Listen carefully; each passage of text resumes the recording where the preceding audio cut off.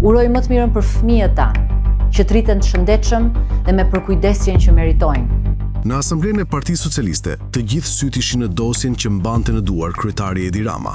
Pas një fjalimi të gjatë, pa boshte krye, Rama nisi të thërriste emrat të drejtuesve politik të 12 qarqeve të vendit, disa prej të cilëve ikën dhe disa të rinj buzëqeshën për postin domethënës.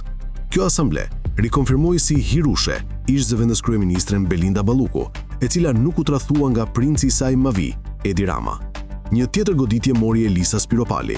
Ajo nuk do t'jetë më drejtuesja kryesore e qarkut Tiranë. Tashmë kjo e fundit, kapi fundin. Spiropali do të ketë degën 13 ose periferinë e Tiranës, duke i dhënë një tjetër goditje politike. Hakmarrja ndaj saj ka qenë e pamëshirshme, si nga Rama, ashtu edhe nga Belinda Balluku. Ajo do të vijojë të mbetet drejtuese politike e qarkut Fier, por njëkohësisht edhe kanakarët e saj, ministrat e rinj, Enea Karakaçi dhe Ermal Nufi, do të drejtsojnë përkatësisht Shkodrën dhe Lezhën.